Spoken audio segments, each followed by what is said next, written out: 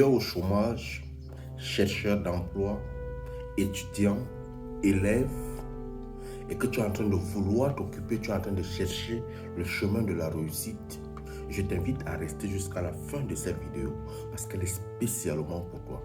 Ce que je vais partager dans cette vidéo, je ne la partage jamais. Je vais parler de ma vie.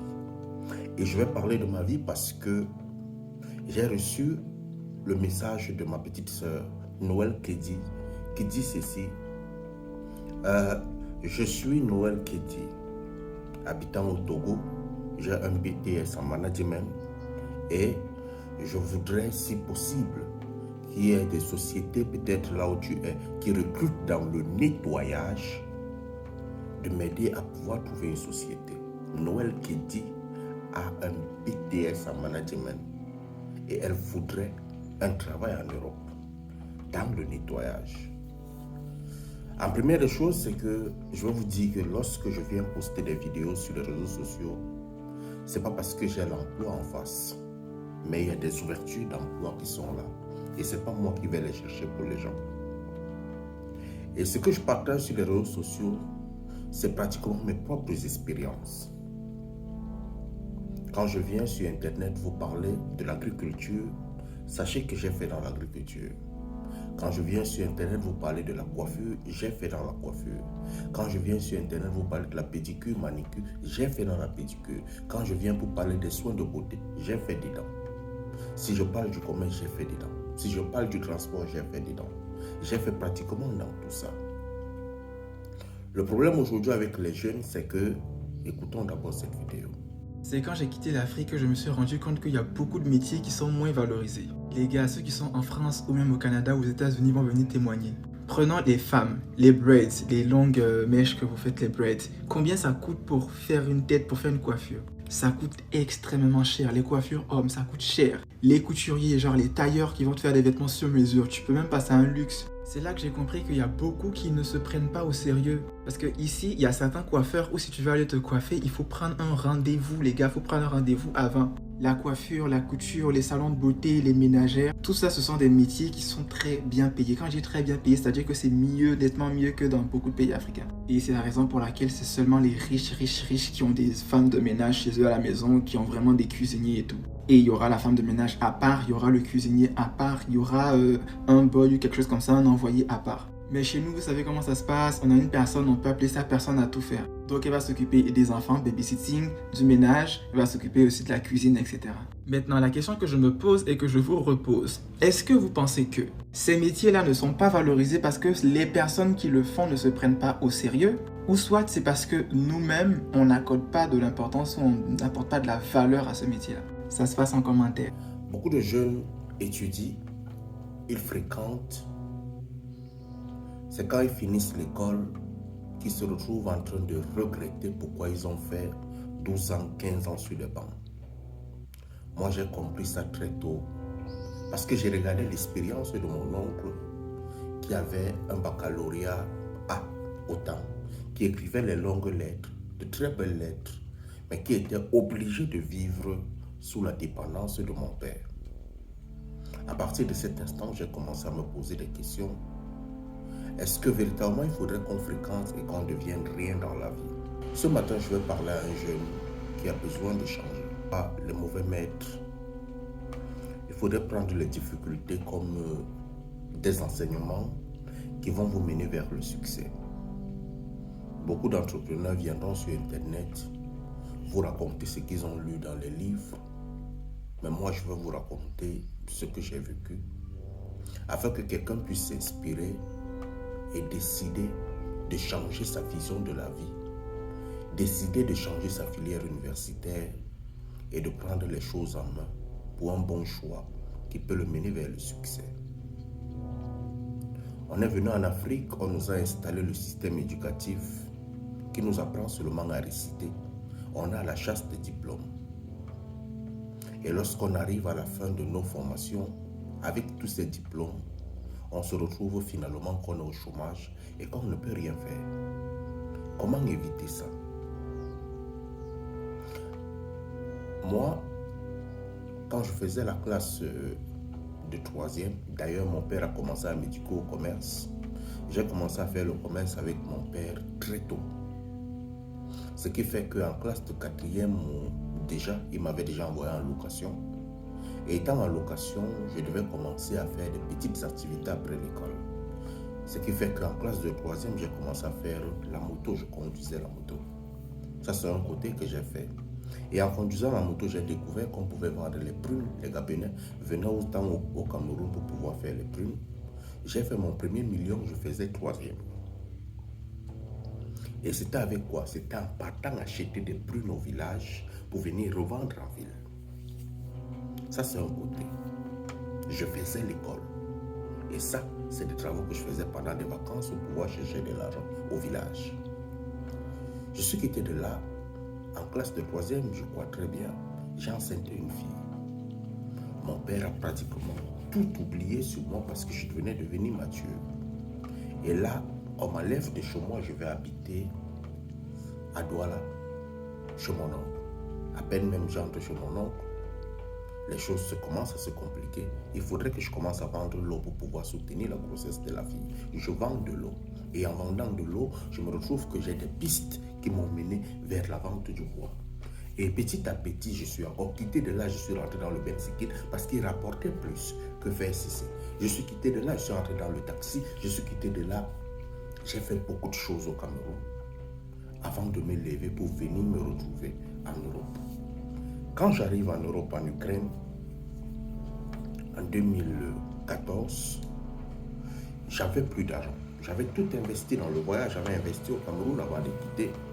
J'arrive en Ukraine, je vais essayer de laver la voiture pour pouvoir survivre. Je découvre le premier jour que la glace a voulu tuer mes mains et j'ai compris que ça ne pouvait pas marcher. Il fallait changer de métier.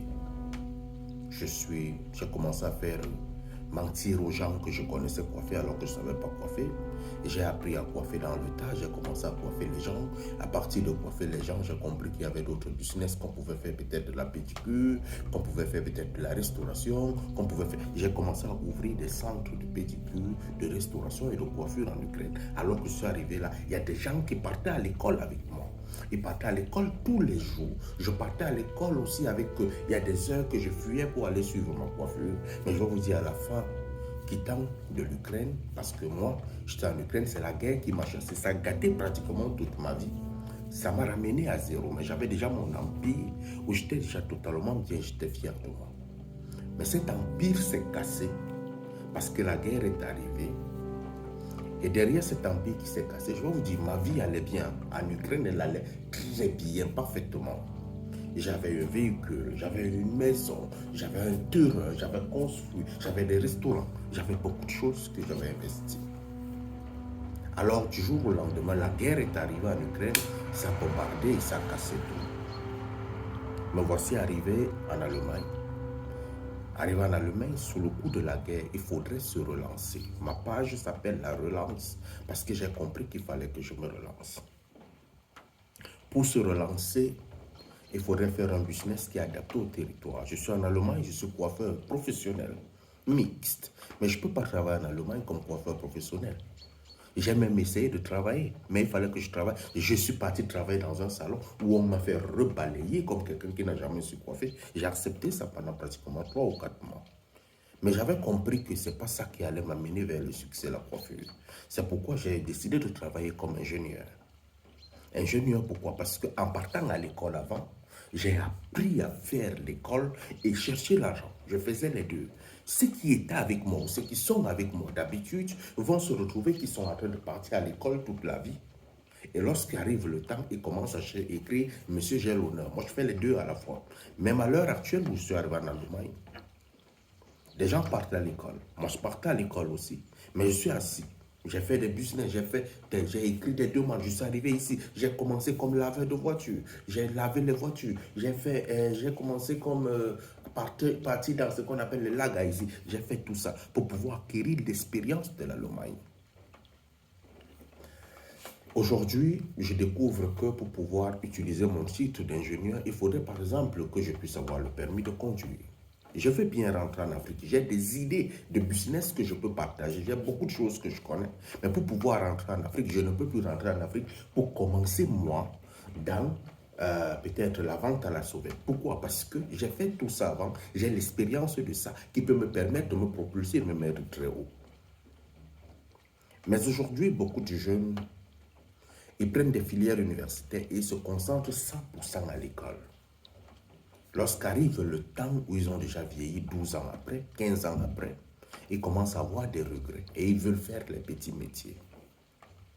Frères et sœurs, je vous dis, on nous a beaucoup trompés en Afrique en nous disant que le succès était dans le diplôme. Pourtant, le succès est dans les petites choses. Les enseignants sont payés combien? Les médecins, tout ça. Les gens passent 20 ans à l'école, 20 ans de leur vie à l'école. Et après, ils finissent chômeurs. Pourtant, une personne se lève et commence à apprendre le commerce. Il commence à faire ceci, il commence à faire cela et il gagne sa vie le plus rapidement. Mais personne ne peut écouter le conseil que je donne. Pourquoi? Parce que j'ai mon petit neveu. Nous tous, nous sommes des rêveurs et c'est l'école qui fait rêver sans ça. Il est venu me voir qu'il a besoin d'aide. Je lui ai dit, petit, s'il te plaît, il y a un métier qu'on appelle la plomberie qui recrute. Apprends ce métier. S'il faudrait même te faire sortir d'un pays où il faudrait faire ceci, tant que tu as la compétence dans un métier dans tes mains, tu vas facilement retrouver un travail, tu vas facilement retrouver un emploi. Je peux facilement te faire aller travailler n'importe où. Mais les longues études, ça devient difficile. J'ai écrit déjà combien de demandes comme ingénieur en Allemagne. On ne prend pas.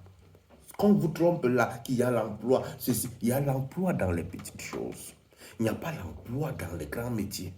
Te recruter comme ingénieur, ça demande que tu présentes véritablement que tu as des compétences dignes de ce nom.